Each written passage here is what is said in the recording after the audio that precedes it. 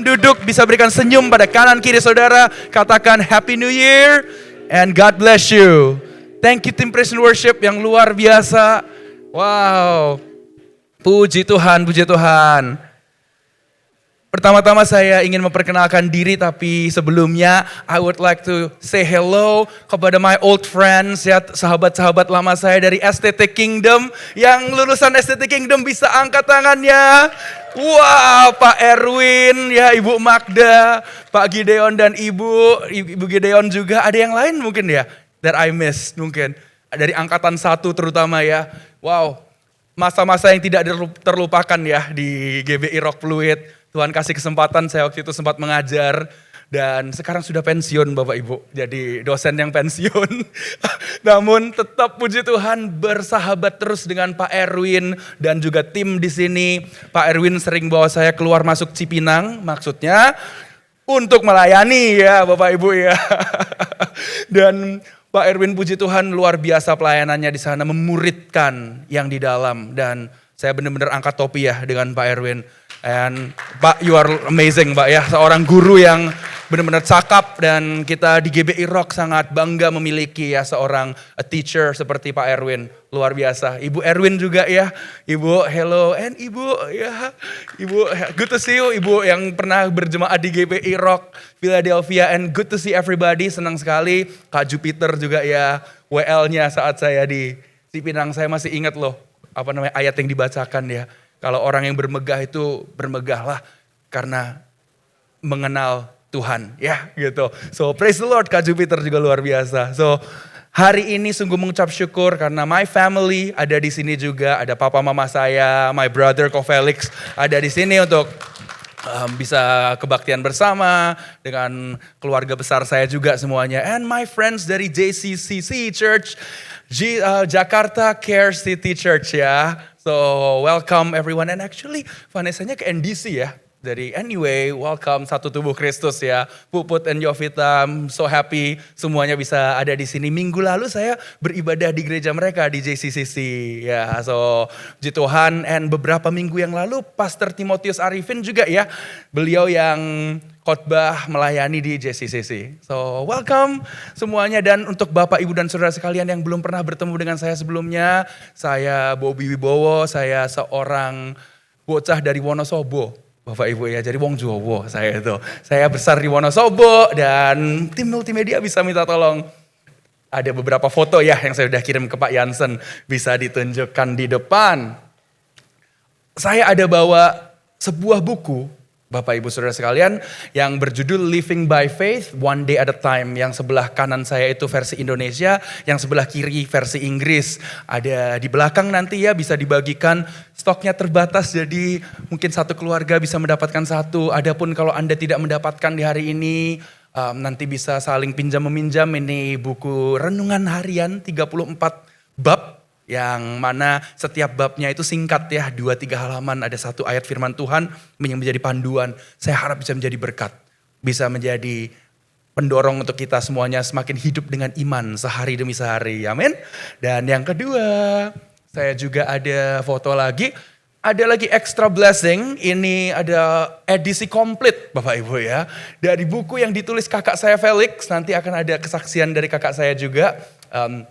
Buku yang pertama, Selamat Tinggal Penyakit. Yang kedua, Anda Pemenang. Yang ketiga, Mengubah Impian Menjadi Kenyataan. Dan yang keempat yang baru keluar adalah Anda Dilahirkan Sebagai Pemenang. Juga devotional book ya, jadi buku renungan harian juga. Available di Gramedia, tetapi hari ini available exclusively di Jakarta Rock Center for free. Ya semuanya, it's a gift.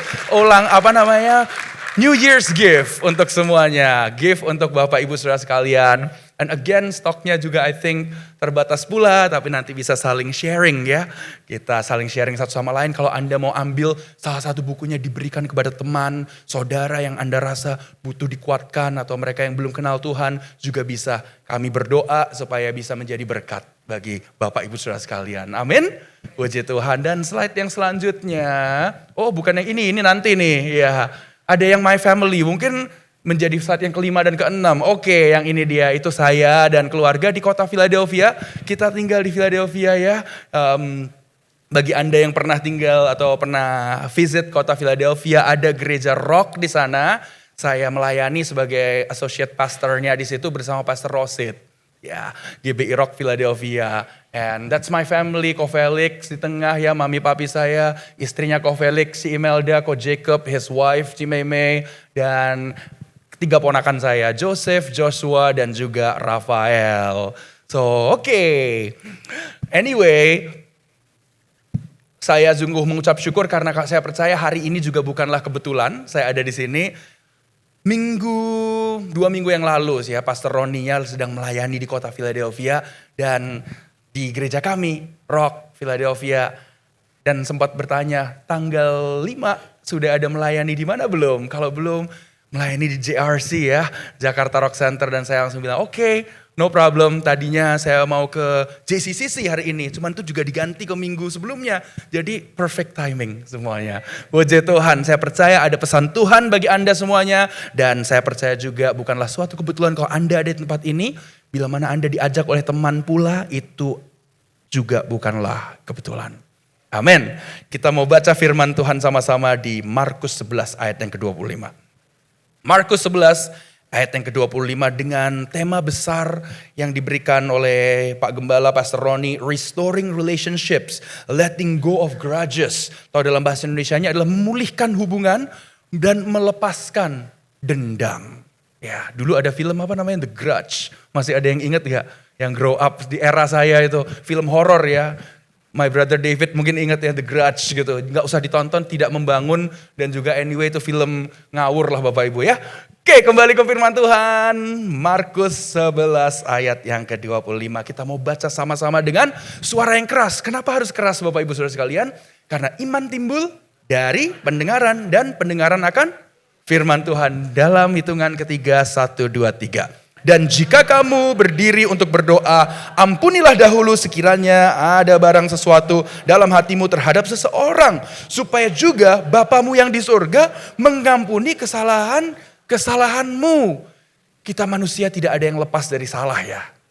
Bapak Ibu Saudara sekalian, tentu kalau kita melihat ke belakang, kita mungkin ada menyesali perbuatan kita, perkataan kita yang kalau kita mikir, aduh harusnya saya jangan berlaku seperti itu ya. Aduh, harusnya saya waktu itu melakukannya seperti ini ya, seperti itu. Namun apa boleh buat? Waktu yang sudah lewat tidak bisa kita kembali ke masa lalu. Namun apa yang kita bisa lakukan adalah untuk ke depannya. Apa yang akan kita lakukan di hari-hari ke depan. Puji Tuhan ya, meskipun tidak ada mesin waktu, kita punya Tuhan kita yang adalah Alfa dan Omega. Yang awal dan yang akhir. Yang mana sebelum hari ini ada, Tuhan sudah ada di situ. Sebelum kemarin lewat, Tuhan Yesus sudah ada di sana. Dan sebelum 2025 berakhir, Tuhan Yesus juga sudah ada di situ. Percayakah Anda akan hal itu? Dengan itu tidak perlu kita khawatir. Tidak perlu kita cemas. Karena kita percaya Tuhan melindungi kita, menjagai kita. Dan Tuhan yang mengatur tiap langkah kita. Tugas kita adalah mendengar firman Tuhan, membacanya dan melakukannya ya. Kenapa kita harus melakukan firman Tuhan? Karena Tuhan Yesus berkata, barang siapa yang mendengar firman-Nya dan tidak melakukannya, ia seperti orang yang bodoh, yang membangun rumah di atas pasir. Matius 7 Anda bisa baca semuanya secara komplit. Namun barang siapa yang mendengar firman Tuhan dan melakukannya, ia seperti orang yang bijaksana. Membangun rumah di atas batu karang. Dua-duanya terkena angin, badai dan hujan. Itu berarti persoalan hidup, permasalahan, sakit, penyakit terhantam. Yang berada di atas pasir dan yang berada di atas batu karang. Tetapi apa bedanya? Yang ada di atas pasir itu hancur, yang di atas batu karang tidak hancur. Tetap kuat. Amin. Fondasi apakah yang kita taruh untuk kehidupan kita selama ini? Kalau pasir itu adalah apa? Sumber daya yang kita miliki, kepandaian kita, koneksi kita, akun bank kita ya yang kita miliki. Tetapi kalau kita itu membangunnya di atas batu karang, itu adalah kebenaran firman Tuhan, berkat, kebajikan, kemurahan yang selalu mengikuti kita. Amin. Bukankah itu semuanya lebih daripada emas dan perak? Amin Bapak Ibu Saudara sekalian. Jadi jemaat GBI Rock, Jakarta Rock Center, kita dipanggil untuk mendengar firman dan melakukannya. Amin. Salah satunya adalah apa? Mengampuni mereka yang bersalah kepada kita. Mungkin di dalam kehidupan Anda ada orang yang telah mengecewakan Anda. nusuk Anda dari belakang, orang yang melakukan hal-hal yang tidak seharusnya dilakukan. Namun bagian kita orang percaya adalah kita melepaskan pengampunan. Mengampuni bukan berarti kita menyatakan bahwasanya apa yang dilakukan itu adalah benar. Tetapi kita mengampuni untuk menyatakan bahwa yang dilakukan itu memang tidak benar. Tetapi saya akan melepaskan segala dendam agar kalau saya ingat lagi juga, ya orang Jawa bilang ya wis rak popo. Ya sudah gak apa-apa. Gak apa-apanya karena kita percaya Tuhanlah yang menjadi hakim. Ya, Tuhan yang menjadi apa? Memberi balas. Gitu ya, bukan bagian kita. Ya tentu sebaik mungkin kita diberi hikmat, jangan sampai kita tertipu kedua kalinya. Jangan sampai kita terus disakiti terus begitu ya. Tetapi bagian kita adalah kalau kita sudah melakukan semua yang benar, tetapi masih juga kita tersandung.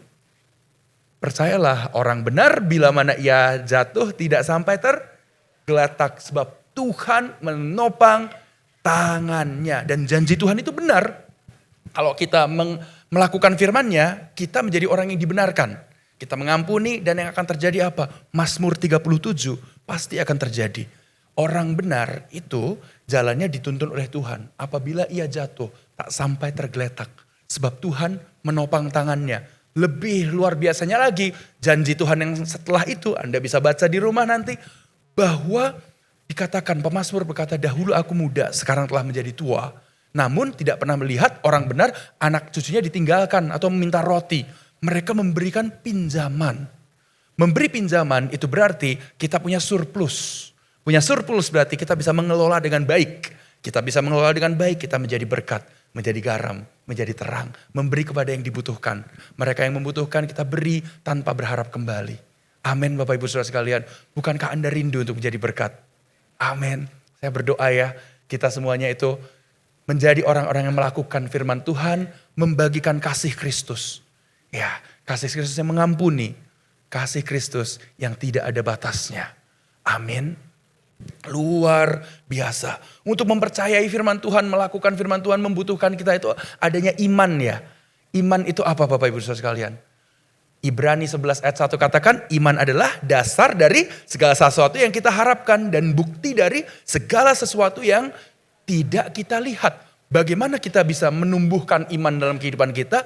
Dikatakan di kitab Roma, iman timbul dari pendengaran dan pendengaran akan firman Tuhan. Jadi membaca firman Tuhannya jangan cuma seminggu sekali di gereja saja, tetapi setiap hari. Sesibuk-sibuknya kita, sepusing-pusingnya kita atau Gen Z zaman sekarang berkata segalau-galaunya kita ya. Itu setiap hari bangun harus kita itu bangun mengucap syukur dulu pada Tuhan. Terima kasih Tuhan aku diberkati hari ini Tuhan. Makasih Tuhan berikan pertolongan dan membaca satu aja ayat firman Tuhan. Satu ayat firman Tuhan menjadi dua. Dua menjadi satu pasal. Satu pasal menjadi satu pasal di pagi hari dan di malam hari. Bukan karena harus tapi karena kita butuh. Kita butuh makan dan kita membutuhkan terlebih dari itu firman Tuhan. Kalau kita sedang pusing, mungkin ada anggaran yang ini perlu diselesaikan, dananya belum cukup. Ada proyek yang mandek, pekerjaan yang menumpuk, permasalahan hubungan dengan keluarga atau orang yang kita kasihi masih belum selesai. Tapi kita membaca firman Tuhan dan kita melihat Roma 8 ayat 28, satu ayat saja pagi itu. Kita membaca dan kita membaca berkata, kita tahu sekarang bahwa Allah turut bekerja dalam segala perkara untuk mendatangkan kebaikan bagi dia. Yaitu bagi mereka yang dipanggil sesuai dengan rancangannya. Kita dikuatkan dan kita percaya, oh iya ada kalanya hal buruk terjadi, ada kalanya hal baik terjadi. Ada kalanya waktu di mana kita mendapat untung, ada kalanya waktu mendapat rugi. Ada kalanya kita tersenyum, ada kalanya kita bersedih hati. Tetapi semuanya itu menjadi indah pada waktunya. Semuanya work for good. Amin. Percayakah Anda akan hal itu? Amin. Saya juga percaya. Amin. Karena hal itu terjadi dalam keluarga kami juga. Keluarga Wibowo ya. Papa mama saya dulunya tidak melayani Tuhan ya. Karena dari Akong sebenarnya dari grandfather, dari sisi mami itu cinta Tuhan. Namun papi mami terlalu sibuk ya. Karena dengan usahanya yang ada dilakukan. Tapi Tuhan itu baik ya. Tidak lama-lama dibiarkan seperti itu. Boom, diberi permasalahan terjadi. Ya tentunya salah satunya juga Tentu kalau kita itu sampai ada mengalami musibah dan lain-lain, ada kalanya kita introspeksi diri. Kesalahan kita sendiri juga kadang ya. Papi mami punya usaha diberkati, tapi satu belum dalam Tuhan, yang kedua mungkin menempatkan orang-orang yang salah gitu ya. Yang dipercayakan untuk hal-hal pengelolaan. Tetapi itu pun Tuhan pakai menjadi hal yang baik. Apa yang terjadi habis semua usahanya dan kebakaran waktu itu. Tapi saya ingat setelah terbakar usahanya itu, setiap sore ada namanya Om Guan almarhum selalu datang dan membawakan martabak telur ke rumah dengan keluarganya. Bawa martabak telur, duduk ngobrol-ngobrol sama Papi Mami. Tidak pernah ya Om Guannya bilang, Pak Tri, Bu Tri, terima Yesus ya kalau enggak masuk neraka. Enggak pernah. Tapi selalu berkata, aku loh dulu hidupnya perjalanan dengan Tuhan seperti ini, seperti ini, seperti ini. Menceritakan kebaikan Tuhan ya. Berkat dari Tuhan, pemeliharaannya terhadap anak-anaknya juga ya. Lantas pulang, berapa hari lagi, datang lagi. Gitu ya, bawanya apa lagi? Martabak telur lagi. Untung saya juga makan tuh gak milih-milih ya, dikasih apa aja saya oke gitu. Nasi dengan garam pun saya enjoy. Ya. Nah akhirnya apa Bapak Ibu, satu malam saya ingat, Om Guannya itu bilang, Pak Tri mau terima Tuhan Yesus gak sebagai Tuhan dan Juru Selamat? Puji Tuhan papa saya bilang mau. Malam itu terima Yesus, puji Tuhan ya akhirnya pernikahannya diteguhkan di gerejanya papahnya Ko Franky Kuncoro ya. Gitu ya, dibawa sama Om Guan juga. Dan puji Tuhan, koko saya jadi melayani Tuhan ya. Dan saya pun juga akhirnya setelah pindah ke Amerika ya, kita sekeluarga melayani Tuhan semuanya. Tuhan pelihara sedemikian rupa. Dan kalau dulu Mami dibilang ya, ntar anaknya jadi pendeta loh. Waduh takutnya setengah mati ya. Mami ya kalau bisa jangan gitu ya. Support gereja aja gitu. Tapi jangan jadi pendeta kalau bisa ya. Orang dulu mungkin bilangnya apa? Mau jadi pendeta anaknya mau dikasih makan? Ada banyak Indomie telur, ya Indomie rasa cakalang, mie sedap sekarang ada, ya Bapak Ibu macam-macam ya. Tapi kami menjadi PDT, pengusaha dalam Tuhan, ya dan melayani juga menjadi setiap dari kami koko saya dan saya puji Tuhan, Tuhan kasih kesempatan yang dulu itu istilahnya bayar uang SPP susah, tapi akhirnya kami bertiga bisa masing-masing punya gelar sekuler, ya dan juga masing-masing punya gelar teologi. Jadi puji Tuhan bisa mendapatkan Tuhan itu menggantikan double. Karena apa saya ingat, setelah papa saya itu bertobat, menabur di gereja lokal, GSJA Philadelphia. Saat itu gerejanya kecil, lantainya itu ya kurang bagus, demikian rupa, tempat duduknya juga it's not so good gitu. Mimbarnya juga ala kadarnya. Dari apa yang tersisa, ya kan dulu punya toko besi, habis dibikinlah mimbar yang terbaik, kursi-kursi yang terbaik. Dan Tuhan tidak pernah berhutang. Setiap hari kami pergi hidup selalu ada cukup makan. Mungkin tidak berlebih-lebih, tapi cukup. Namun bukankah kecukupan itu yang Tuhan ajarkan? 1 Timotius 6 ayat 6 sampai 8 berkata apa Bapak Ibu Saudara sekalian?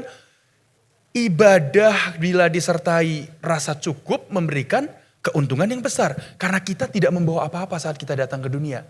Dan kita tidak membawa apa-apa saat kita keluar dari dunia ini atau pulang ke rumah Bapa ya. Asalkan ada makanan pakaian, cukuplah. Pagi hari ini boleh saya tanya, siapa yang di rumah ada makanan? Ya, setidaknya ada beras. Bapak Ibu Saudara sekalian, kita percaya bahwa bersama Tuhan Yesus itu masalah itu tidak selama-lamanya.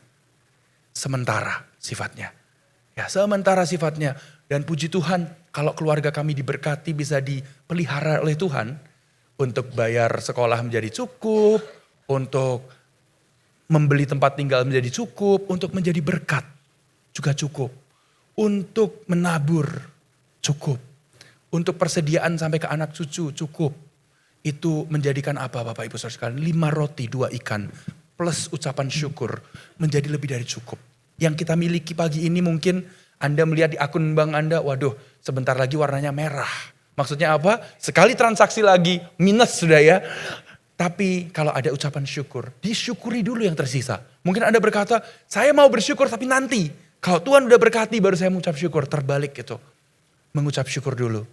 Nanti akan Tuhan berkati. Memulai dengan apa? Mendengarkan firman Tuhan melakukannya. Mungkin Anda berkata, saya kejadian seperti ini tuh gara-gara ada yang tipu saya. Gara-gara investasi bodong itu loh. Ya, atau gara-gara saya menaruhkan kepercayaan pada orang yang tidak seharusnya, akhirnya habis. Nah, saya mau menceritakan suatu cerita. Bukan cerita saya, Tapi saya kan suka tinju Bapak Ibu ya. Karena dari kecil Papa suka nonton setiap kali di toko besi itu kalau ada Mike Tyson main atau Evander Holyfield atau kesukaan koko saya ada petinju Lennox Lewis ya. Apa yang terjadi?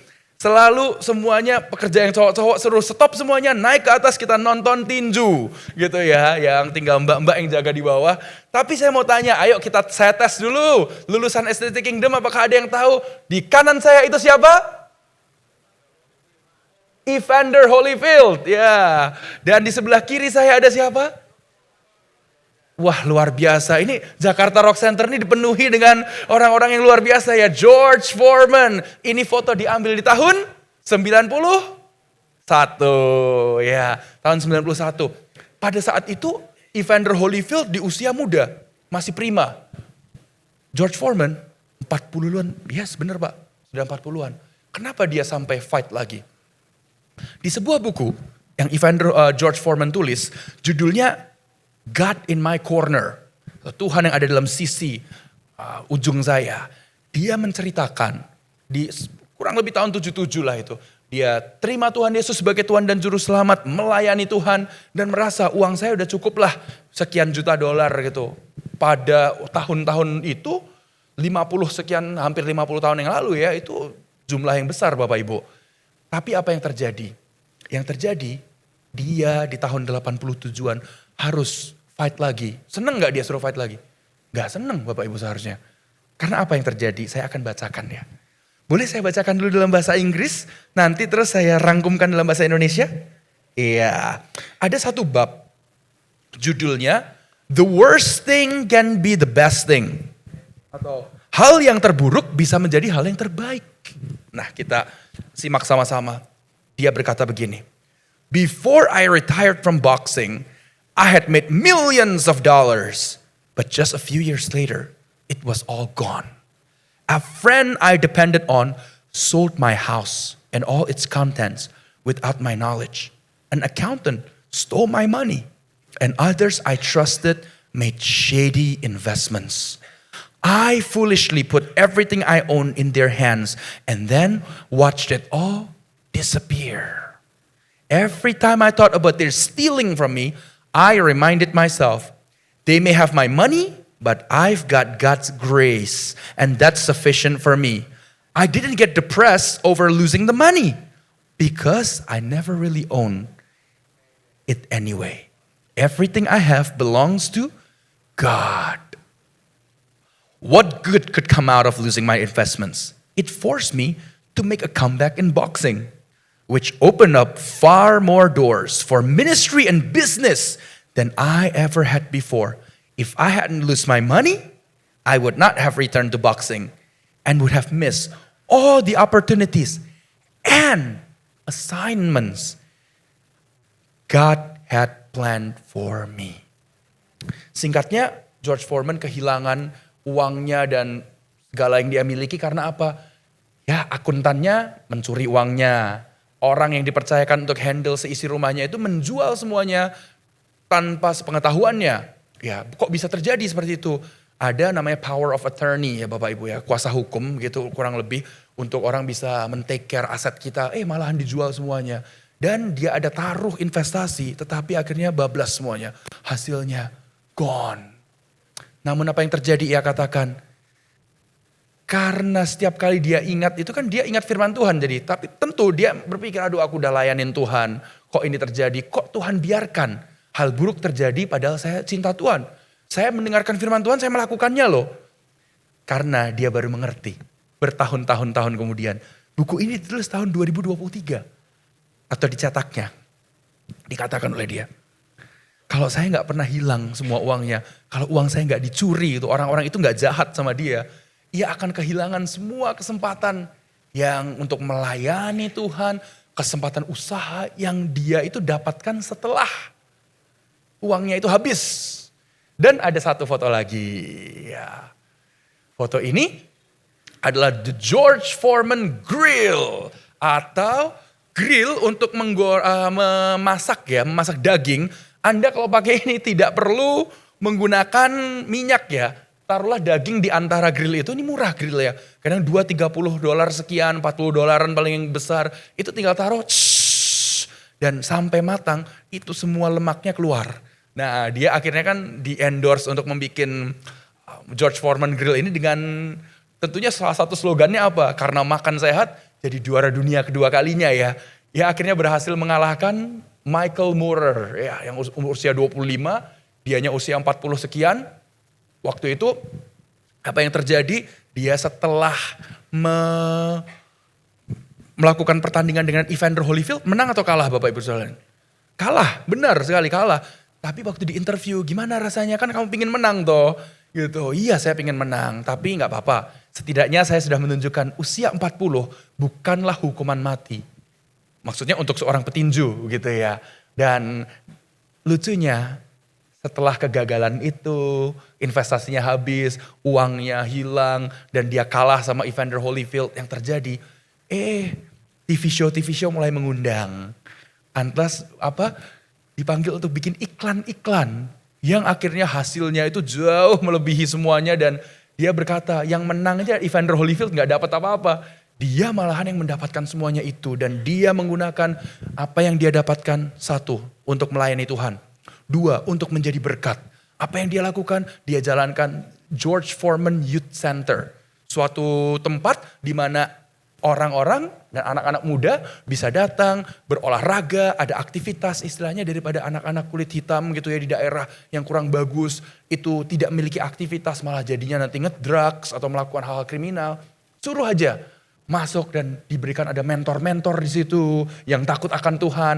Mereka kadang bisa ketemu dengan George Foreman juga. Dan apa yang dia lakukan? Dia bisa memberikan fasilitas yang bagus demikian rupa dan banyak. Hanya dengan biaya berapa?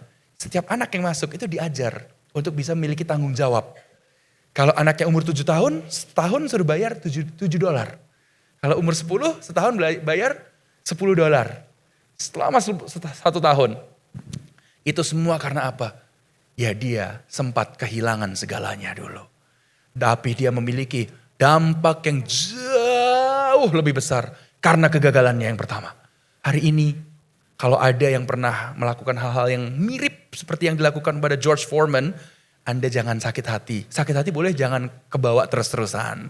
Ya, sebentar aja bolehlah, tapi habis itu sudah. Kita katakan, ya sudahlah. Kita percaya ada yang lebih baik yang Tuhan sudah sediakan. Amin. Dan kita percaya kalau kita mendengar firman Tuhan dan melakukannya, hidup kita menjadi dampak. Kita akan bisa membawa kasih Kristus, menunjukkannya kepada orang-orang di luar sana. Bukankah pelayanan kita yang sesungguhnya bukan hanya di hari Minggu, tapi di hari Senin, Selasa, Rabu, Kamis, Jumat, Sabtu, hingga Minggu ini perayaan Bapak Ibu Saudara sekalian ya. Tetapi setiap hari apa yang terjadi kalau ada masalah? Di rumah kalau sedang ada tekanan apa yang dilakukan kita? Apakah kalau ada masalah yang keluar dari mulut kita adalah kata-kata hikmat atau yang keluar comberan Bapak Ibu? Ya, comberan maksudnya apa? Waduh, kata-kata kotor lah ya. Atau apa? Kebun binatangnya keluar semua. Binatang dari A sampai Z keluar semua Bapak Ibu. Ya, tapi saya percaya di Jakarta Rock Center yang seperti itu tidak ada. Adanya dulu Bapak Ibu ya, dan sudah diubahkan gitu ya. Dan kalaupun ada yang mungkin di sini pikir, halah pagi ini juga masih seperti itu. Saya percaya tadi udah masuk ke pintu sini, pujian penyembahan bersama, dengar firman Tuhan dirubahkan. Setelah ini pulang gak akan ada lagi yang seperti itu Bapak Ibu Saudara kalian.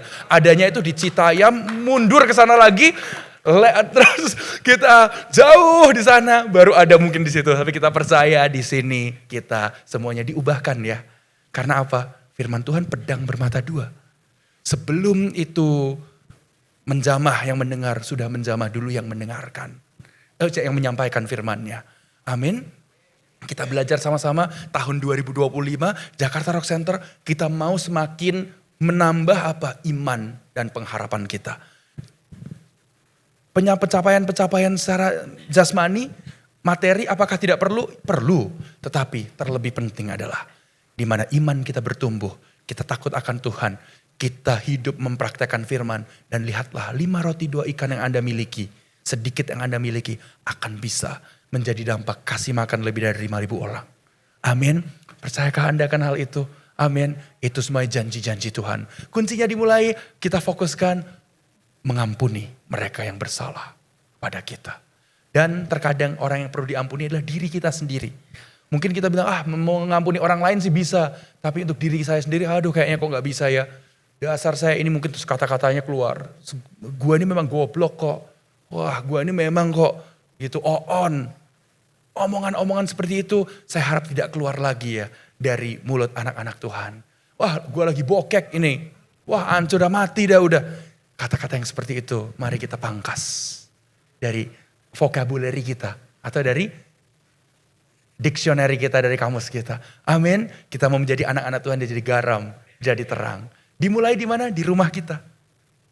Dengan keluarga kita. Dengan orang-orang terdekat kita. Di kantor kita. Ya, di tempat kita bekerja.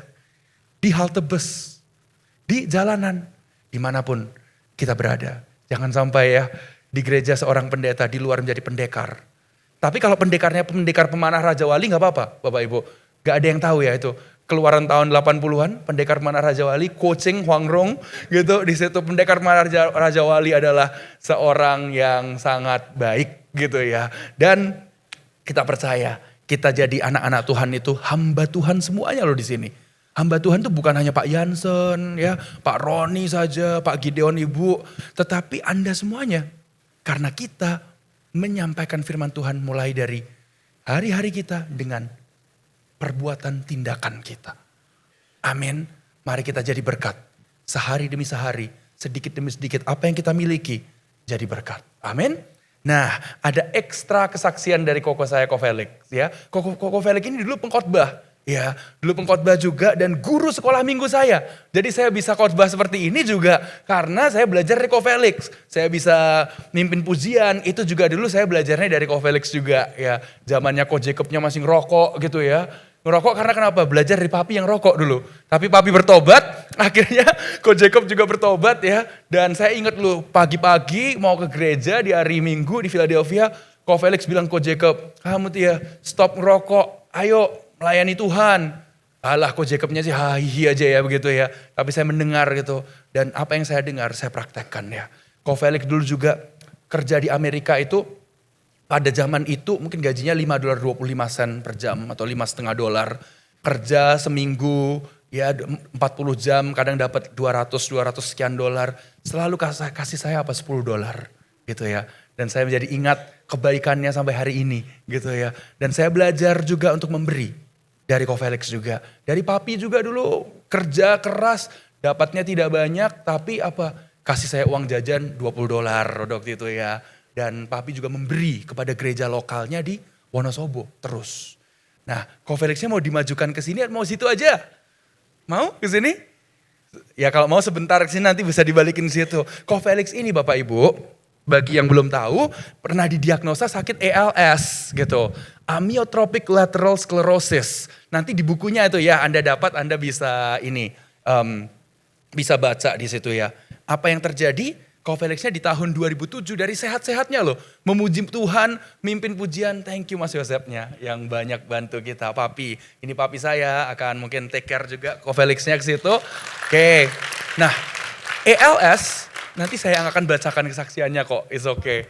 ALS itu menyerang syaraf. Jadi syaraf-syarafnya untuk bergerak, berbicara, bernafas menjadi semuanya itu terganggu gitu ya.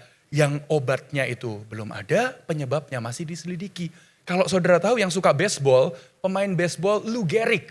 Lou Gehrig di tahun 40-an itu pemain baseball yang luar biasa. Satu waktu dari fit-fitnya seperti itu, langsung kena ALS, nggak bisa main baseball lagi, setahunan kemudian lah meninggal. Jadi ALS biasa 1 tahun tuh kalau orang kuat lah 3 tahun gitu ya, akan drop terus keadaannya. Nah, akhirnya Ko Felixnya sempat dulu lagi mimpin pujian kok nada tinggi udah gak bisa lagi diturunin nadanya. Ngomong kok tambah susah ya. Sampai sewaktu-waktu kehilangan keseimbangan gubrak jatuh gitu. Dan akhirnya dites dan dikatakan namanya ALS. Dokter bilang paling cuman bisa tahan 1-3 tahun begitu. Namun apa yang terjadi? Puji Tuhan kita mau memasuki tahun ke-18. Puji Tuhan. Ko Felix yang dulunya bisa sampaikan firman Tuhan karena sudah sedang dalam keterbatasannya itu mengetik dan diketik menjadi buku. Jadi kalau Anda ingin mendengar Ko Felix terus menyampaikan khotbahnya atau renungannya bisa nanti baca bukunya. Ya, gitu. Nah, saya mau bacakan ya, gitu. Dikatakan oleh Ko Felix nih, kesaksian Felix Wibowo. Haleluya, saudara yang dikasihi Tuhan, bersyukurlah dan ingatlah selalu bahwa hidup saudara ini hanya karena anugerah dan pemberian Tuhan saja. Benjamin Franklin, seorang tokoh Amerika yang sangat terkemuka, mengajarkan, jangan tunda hingga esok apa yang dapat Anda kerjakan hari ini. Masa lalu sudah tidak bisa diperbaiki, tetapi masa depan masih bisa diperbaiki. Saudaraku, buatlah rencana dan impian saudara seakan-akan saudara akan hidup 100 tahun lagi. Tetapi lakukanlah rencana dan impian saudara seakan-akan hidup saudara tinggal 1 tahun lagi. Bagi Tuhan tidak ada yang mustahil. Saudara sekalian, ketika tahun pertama saya di Amerika, Tuhan izinkan saya untuk belajar menabur dalam kekurangan. Tidak mudah bagi saya untuk menabur semua uang yang ada di tabungan saya untuk sebuah gereja. Apalagi kondisi keuangan saya sangat mepet. Tetapi firman-Nya mengingatkan bahwa Tuhan tidak pernah meminta apa yang tidak kita punya. Tetapi Dia selalu menanyakan apa yang ada pada kita. Singkat cerita, saya menabur semua yang ada di tabungan saya. Tuhan tidak pernah berhutang. Kalau Dia berfirman, Dia pasti tepati janjinya. Dan jalan-jalan yang semula mustahil bagi saya, Tuhan mulai bukakan dengan mudah. Dari mulai biaya kuliah selama bertahun-tahun sampai ketika Tuhan izinkan saya harus mengalami perawatan rumah sakit di luar Amerika, dan juga semua biaya pengobatan di Amerika yang biayanya sangat tinggi sekalipun. Dia mencukupkan semua kebutuhan saya, lebih dari cukup, bahkan tidak ada hutang sedikit pun. Tangan Tuhanlah yang menopang dan menolong, sehingga saya tidak perlu keluar uang sama sekali. Saya mengatakan hal ini kepada saudara untuk menunjukkan bahwa kita punya Tuhan yang ajaib. Tuhan yang dahsyat, yang baginya tidak ada yang mustahil. Haleluya. Hanya oleh kemurahan Tuhan saja selama 7 tahun, saya mendapatkan kesempatan untuk kuliah tanpa mengeluarkan biaya, dan selama 7 tahun yang sama, saya juga mendapatkan kesempatan untuk bekerja sekaligus ikut mengelola sebuah kantor pengacara di Philadelphia, USA. Pada tahun 2007, saya divonis terkena penyakit langka bernama ALS, Amyotrophic Lateral Sclerosis, yaitu penyakit syaraf kronis dengan perbandingan hanya 1 di antara 100.000 orang. Oleh para dokter ahli syaraf dari salah satu rumah sakit terbaik di Amerika. Menurut para dokter tersebut, penyakit ini belum ada obatnya dan belum ditemukan penyebabnya. Dan lebih parahnya lagi, vonis dokter saat itu mengatakan bahwa hidup saya hanya tinggal setahun. Pada tahun yang sama, secara manusia, saya tetap melakukan bagian saya dengan tetap berusaha yang terbaik. Salah satunya dengan menjalin perawatan di sebuah rumah sakit bernama Huaihua Red Cross Hospital di Hunan, China. Saat itulah Tuhan kembali mengikatkan betapa pentingnya kita untuk terus memperkatakan firman-Nya dalam memenangkan perjuangan hidup ini. Firman Tuhan dengan tegas memperingatkan kita, janganlah engkau lupa memperkatakan kitab Taurat ini, tetapi renungkanlah itu siang dan malam, supaya engkau bertindak hati-hati sesuai dengan segala yang tertulis di dalamnya.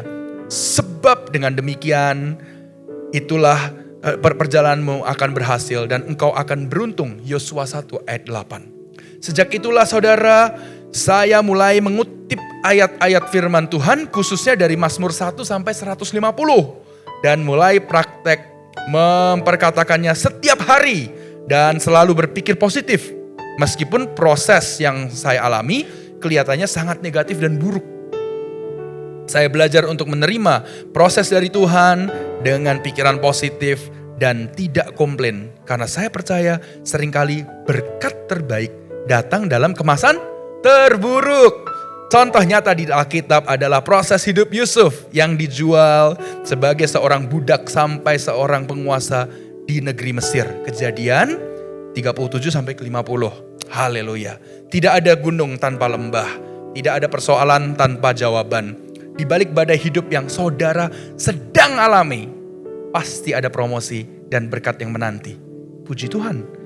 Ada sebuah ungkapan yang berkata, Hidup bukanlah suatu tujuan, melainkan sebuah perjalanan.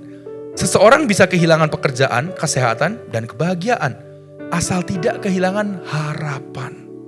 Sangatlah terbuka kemungkinan bagi orang itu untuk pulih, untuk bangkit, dan untuk berhasil. Tiada lembah yang terlalu dalam, tiada persoalan tanpa jawaban. Di balik badai hidup yang saudara alami, pasti ada promosi dan berkat yang telah menanti. Apabila hari ini saya masih diberi kesempatan hidup, itu adalah bukti nyata bahwa tangan Tuhan menopang. Tangan Tuhan menolong dan kuasa firman-Nya sanggup mematahkan dan merobohkan vonis mati dari para dokter, serta membalikan keadaan yang buruk menjadi yang baik. Terobosan, keberhasilan, dan keberuntungan pasti jadi milik saudara dan saya yang tetap mengandalkan Tuhan. Haleluya. Masih ada harapan bagi masa depan kita. Lakukan yang terbaik. Selama masih ada Tuhan, masih ada mukjizat. Selama kita mencari Tuhan, masih ada harapan. Never give up, maju terus. Kegigihan kita pasti menghasilkan terobosan. Anda pasti bisa. Ketika lahir, saudara menangis dan seluruh dunia bersuka cita.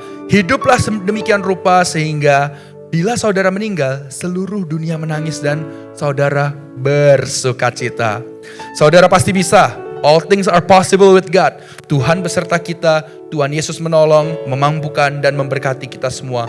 Haleluya, God bless you all. Amen. Thank you, Ko Felix juga. Akhirnya bisa menyampaikan kesaksiannya yang semoga bisa jadi berkat untuk Bapak Ibu Saudara sekalian. Tapi mungkin ada sepatah dua patah kata. Yuk.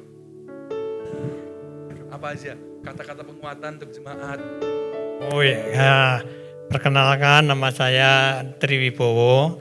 Saya asli dari Wonosobo. Sekarang kita sekeluarga tinggal di Amerika.